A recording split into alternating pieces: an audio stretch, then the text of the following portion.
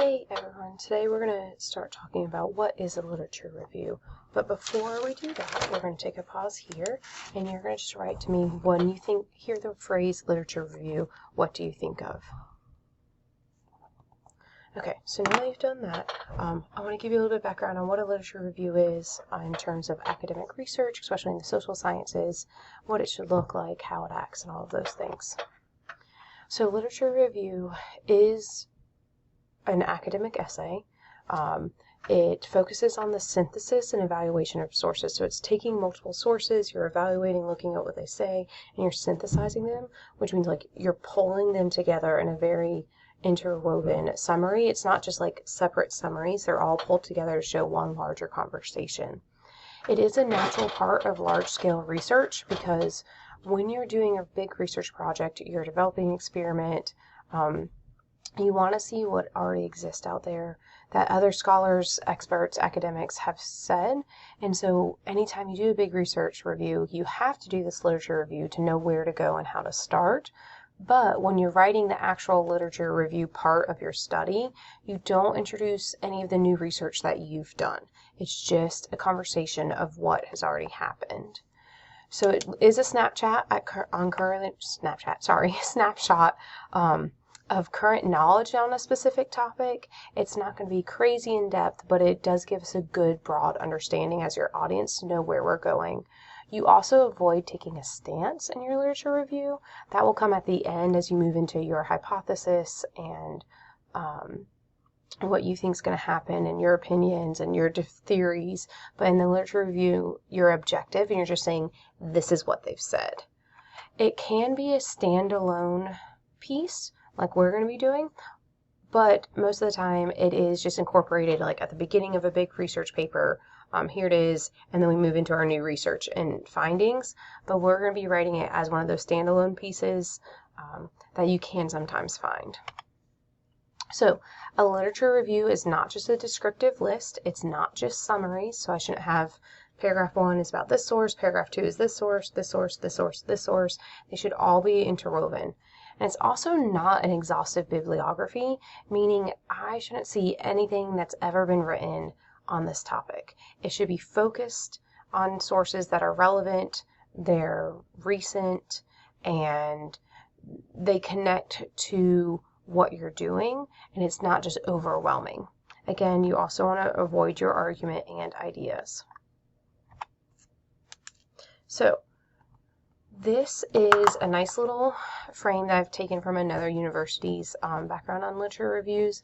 What I like about this, and it shows you how you can organize by themes and organize your thoughts as you're working. You can be done by theme, topic, methodology, all those different ways you can organize it.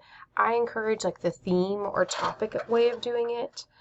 For this project, it'll work best, but as you're reading, you read everything once and you think about, okay, I saw conversations about an important role of subject librarian. I saw conversations about teaching skills of librarians. I saw conversations about librarian science curriculum. And so now that I know these are my big ideas, I'm going to go back and start laying out, okay, who participated in this conversation? Who was in this conversation? Who was in this conversation? So I can start seeing where my people are that I need to show how they relate to each other, or like this one speaks out against them. I should bring that up. You can see that like some of these will go into multiple locations. So Morgan is into I don't know, some of these will overlap some. I'm not finding a great example now, but like it's okay for them to overlap. And in fact, they probably should overlap in yours because you're doing a much smaller scale. You're not going to have 10 plus sources. You're only going to have, I think it's up to 5. So this just gives you a visual reference of how to organize your thoughts before you start writing your literature review. Some not great things about a literature review, and again, these next couple slides come from a different professor, which is why they have a different background, but they have really good information that I couldn't just rephrase, so I wanted to share it. So a not great literature review is going to be super in-depth about a study. So you're going to look at all your different studies and just like really give me massive summaries of what they did. You can summarize it in just a few short summaries because it's less about in-depth on each and more about an interaction, cohesion together. If it's jargon rich, explanation poor, that means your audience doesn't understand what you're saying. What is jargon? So jargon is, the technical language of a field. So when you are full of technical language and you don't offer a lot of explanations, people who may not have a full background knowledge might get confused. So you want to have some key definitions and explanations as you work through. Your topic sentences should not focus on just a specific author or study. It should be looking at a theme, a topic, a method that multiple people fall under. Vague references without citations.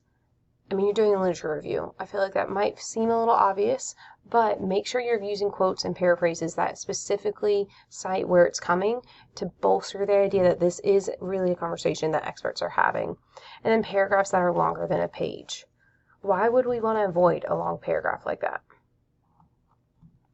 We want to avoid long paragraphs like that because if I'm supposed to be understanding the broad conversations and big ideas, but your paragraphs are going for longer than a page, it's hard for my brain to keep up. When there's a paragraph break, our brain naturally stops. It's like, okay, that's what that is about. I can comprehend, I've got it. Okay, move into the next paragraph. So if they're too long of a paragraph, it's easy to get lost. It's easy to lose the train of thought.